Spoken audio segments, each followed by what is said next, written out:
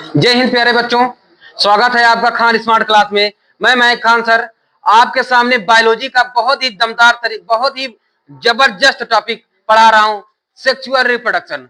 Sexual इससे पहले asexual reproduction को खूब मजेदार तरीके से समझा दिया, दमदार तरीके से समझा दिया, मजा भी आया, खूब अच्छी तरीके से समझे में। जितने उसके प्रॉब्लम थे सब उसको सॉल्व किए। अब उसको सॉल्व करने के बाद अब देखते हैं, अब जीवों में लैंगिक जनन यानी सेक्सुअल रिप्रोडक्शन इन ऑर्गेनिज्म।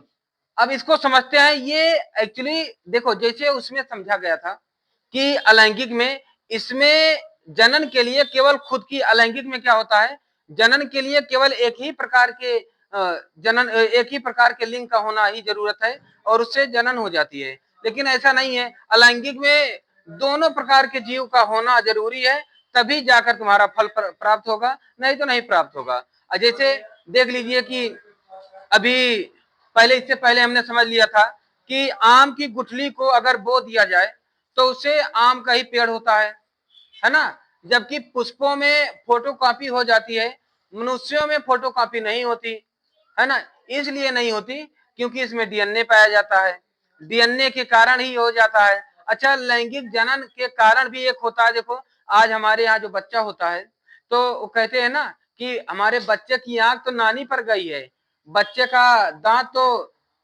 परदादा पर गया है, और बच्चा काला हो जाए तो बाप पे गया है, गोरा हो जाए तो मम्मी पे गया है। ये भैया दुर्भाग्य है का करें पिता के। फिलहाल तो यही सारी चीज, लेकिन कभी नहीं होता कि एक ही प्रकार के जल्दी बच्चे हो जाएं, कि सेम टू सेम होते भी है, ऐसा नहीं है। लेकिन ये जो बार बार अलग अलग प्रकार के होते हैं ना, इन्हीं को ही, ये ही है हमारा लैंगिक जनन। इसी को ही हम लैंगिक जनन में पढ़ने चल रहे हैं कि क्यों, कैसे, कब, किस लिए होता है। इसी का जवाब ढूंढने के लिए हम देखते हैं लैंगिक जनन, और इसी का जवाब पाने के लिए हम आते हैं खान स्मार्ट क्लास में, जो पूरी तरह से आपको हर सवाल का जवाब कब, क्यों, कैसे और किस लिए का जवाब मिल जाता है हमें। इसलिए मजेदार तरीके से पढ़ना है तो खान स्मार्ट क्लास में, खान स्मार्ट क्लास के हर एक वीडियो को जरूर देखना है। और वीडियो में मजा आता है ना, तो चैनल को सब्सक्राइब करके उसका बेल आइकन जरूर दबा देना। बेल आइकन दबाओगे तो आपके पास सारा वीडियो पहुंचेगा, जो भी होगा खान स्मार्ट क्लास से। मजा भी आएगा आपको पढ़ने के लिए, है ना।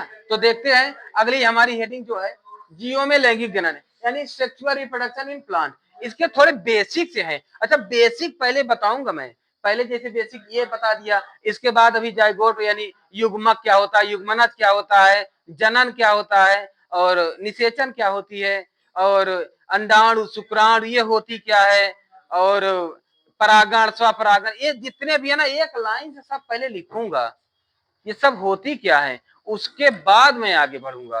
पहले बेसिक बताऊंगा, बेसिक बताने के बाद मैं चलूंगा, तब जाके आगे बताऊंगा। चलिए अब देखते हैं सेक्सुअल रिप्रोडक्शन क्या होता है। लैंगिक जनन की प्रक्रिया जनन कोशिकाओं के संयोजन के द्वारा होता है। देखो, लैंगिक जनन नर और मादा के मिलने से जो जनन होता है उसे लैंगिक जनन कहते हैं। ये तो सभी जानते हैं। थोड़ा जो अंदर की बातें हैं ना, इसको कई बार मैं बेसिक में बता दिया, मेरे हर एक वीडियो में ये शब्द बोला गया है, लेकिन जो थोड़ा किताबी भाषा जो आपको अंदर तक पहुंचाती है भाषा, उसको समझते हैं। लैंगिक जनन की प्रक्रिया, the process of sexual reproduction, जनन, जनन कोशिका के संयोजन, adding of reproductive cell, adding of reproductive cell के संयोजन के द्वारा होता है। ये सारा उसी संयोजन के द्वारा कैसे होता है भाई। देखो, नर जनन तंत्र, मादा जनन तंत्र, दोनों जनन तंत्र मिल गए तो इनसे, इनकी कोशिकाएं, जब जनन कोशिकाएं मिलती हैं तो उसी से ही फल बनता है।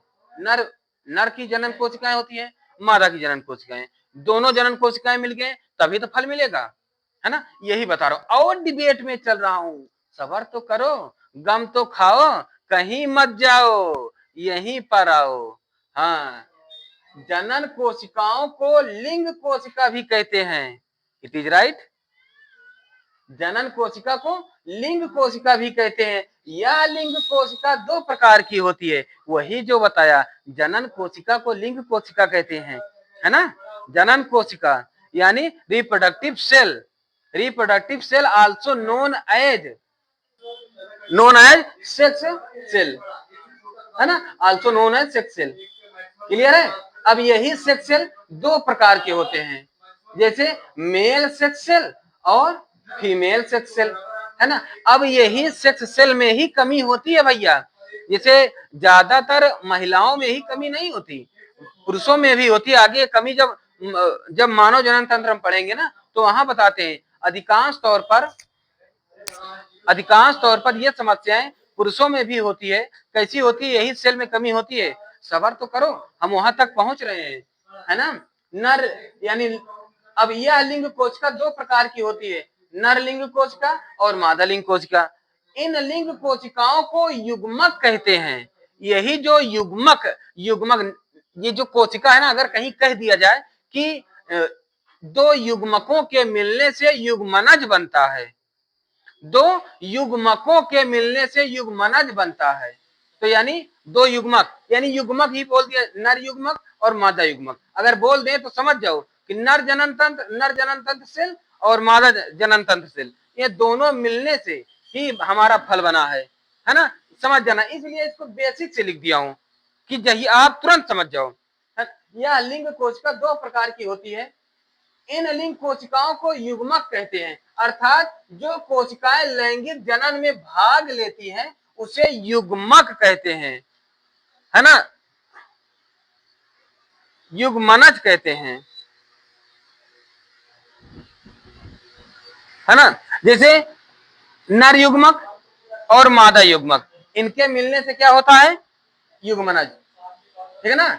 नर युग्मक और मादा युग्मक के मिलने से, यानी नर गैमेट यानी मेल गैमेट और फीमेल गैमेट के मिलने से जाइगोट प्राप्त होता है ना। जाइगोट यही जो बच्चा होता है ना। क्लियर है इतनी बात? समझ गए? अब फिर यही इसी प्रक्रिया को, यही जो नर युग्मक और मादा युग्मक के मेल हो रहा है, इसी मेल को हम निषेचन यानी फर्टिलाइजेशन कहते हैं। क्लियर है इतनी बात? हाँ, इसी को फर्टिलाइजेशन कहते हैं। समझ गए भैया? नर। अब एक चीज ये जान लो भैया, ये बहुत महत्वपूर्ण है, इसमें कई बार कंफ्यूजन आ जाती है।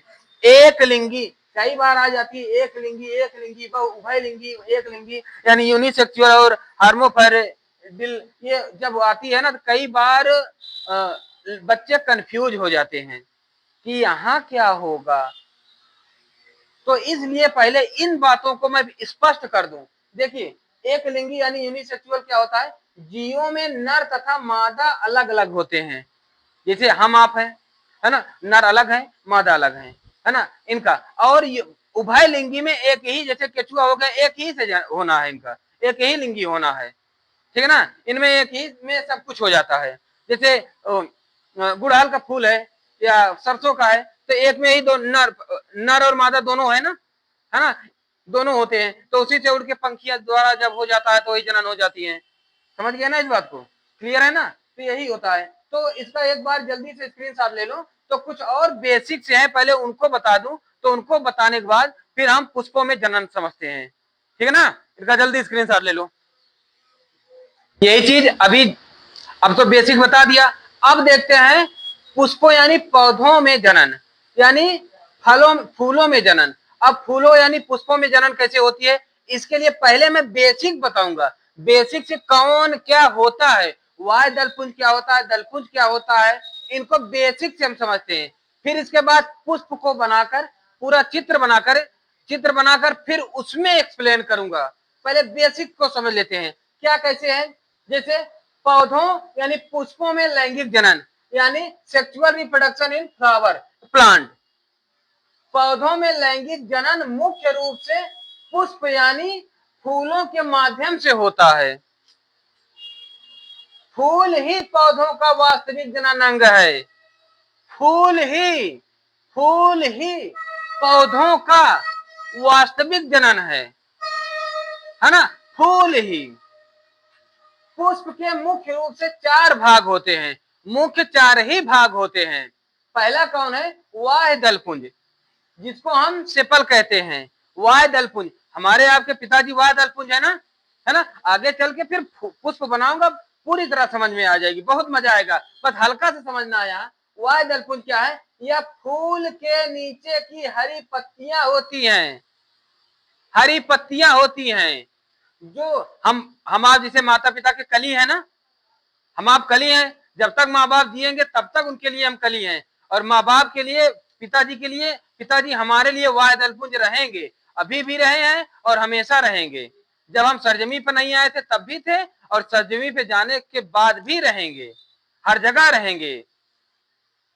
तो यह फूल के नीचे का हरी पत्तियां होती हैं, जो कली की अवस्था में फूलों की रक्षा करती है। जब कली रहती है ना तो उसको घेरे रहती है ना, घेरे रहती है। आओ कौन तोड़ेगा, कोई मधुमक्खी कुछ आकर उसमें डंक नहीं मार सकती, है ना। पिताजी ने पकड़ा हुआ है, पिता के हाथों से कोई छुड़ाकर लेकर चला जाए ऐसा संभव ही नहीं है ना। फिर भी दलपुंज, अब ये दलपुंज क्या होता है? पेटल, या फूल की रंग बिरंगी पंखुड़ियां होती हैं, जो कीटों पतंगों की परागण के लिए आकर्षित करती है। ठीक है ना, सब समझते हैं। अब इसके बाद पुंकेसर, यहीं से मेन तो यही है, पुंकेसर और स्त्री केसर, है ना, यही। अब ये दोनों तो सुरक्षा के हो गए, दोनों सुरक्षा करते हैं कली की। अब कैसे फल बनते हैं? ये नर जनन तंत्र है, ये मादा जनन, यानी पुरुष वाला जनन तंत्र ये है, मादा वाला जनन तंत्र ये है। ठीक है ना, यही समझना है। तो पुंकेसर यानी नर भाग, इसे कहते हैं स्टेमेन, या नहीं लिखा, इसे कहते हैं स्टेमेन। यह फूल का नर जनन अंग है। इसके दो भाग होते हैं, पहला परागकोश, दूसरा तंतु। परागकोश क्या होता है? जहां पर परागण बनते हैं, जो नर युग्मक यन होते हैं, जहां पर कण बनता है, जो स्पर्म बनता है, वहीं पर, जैसे पुरुषों में स्पर्म बनता है वृषाणु में,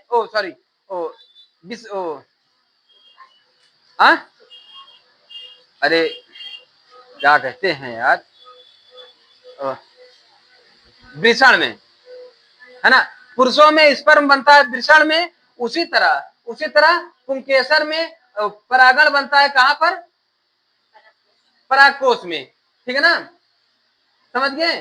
परागकोश, इसके अंदर परागण बनते हैं जो नर युग्मक यन होते हैं, है ना। तंतु फिलामेंट, अब जो स्पर्म को आगे ले जाता है, यही पुतंतु एक डंठी का काम करता है। जैसे मान लो ये परागकोश है ना, ये परागकोश है, ये परागकोश, ये डंठी है, यहां से ये लेकर जाएगा, यही पहुंचाएगा।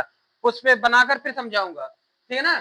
तो परागकोश को सहारा देने वाली डंडी होती है, इतनी बात समझ गए। फिर इसके बाद आइए देखते हैं स्त्री केसर। स्त्री केसर क्या होता है? यह फूल का मादा जनन अंग है। इसके तीन भाग होते हैं। पहला वर्तिकाग्र, जिसको स्टिग्मा कहते हैं, स्टिग्मा, है ना। स्टिग्मा मतलब चिपचिपा, स्टिग्मा से चिपचिपा, ऊपरी चिपचिपा भाग, जहां परागण चिपकते हैं, जहां जब पंखुड़ियां चिपक जाती हैं, जहां से फिर लेकर जाते हैं, मधुमक्खियां छोड़ देती हैं, वहीं पर होता है परागण। ये चिपचिपा पदार्थ जहां पर होता है, ठीक है ना। और फिर वर्तिका स्टाइल, एक लंबी नली जो नीचे अंडाशय तक जाती है, नीचे अंडाशय तक जाती है। और अंडाशय क्या होता है? जो नीचे का फूला भाग, जिसके अंदर बीजाणु ओवल और इसके अंड कोशिका होती है, जहां पर अंड कोशिका होती है। फिर इसको हम पूरी तरह से पुष्प में बनाकर पूरी तरह से समझाते हैं। अगर ये सारी चीजें समझ में आ गई हो, बस ये तो एक बेसिक का लेक्चर था। अगले लेक्चर में हम मिलते हैं कि पुष्प बनाकर पूरी तरह डेरिवेट करते हैं, पूरी तरह हम उसको एक्सप्लेन करते हैं, तब और मजा आने वाला है ना। घबराइए नहीं, खान स्मार्ट क्लास में आ गए हो तो आपको एक भी वर्ड सोचने को मिलेगा नहीं। बस आप खान स्मार्ट क्लास में बने रहो, दमदार तरीके से, भूलना मत अपने टैग को। अब की बार सभी का होगा 95 पार। खाना खाने से पहले एक बार जरूर सोच लेना कि 95 पार का स्कोर करना है, खान स्मार्ट क्लास में जरूर पढ़ना है। और हाँ, अगर मेरे वीडियो मजेदार तरीके से, दमदार तरीके से लग रहे हो ना, तो मेरे वीडियो को सब्सक्राइब करके अपने दोस्तों तक इसे जरूर शेयर करो, है ना। और इसमें अपनी राय कमेंट जरूर करना, बताना जरूर। एक टीचर के लिए जो कमेंट होता है ना, ये वजीफा का काम करता है, और ये वजीफा बहुत बड़ा होता है, बहुत बड़ी राय देता है। तो कमेंट जरूर करना और अपने दोस्तों तक जरूर पहुंचाना, ठीक है ना। जय हिंद।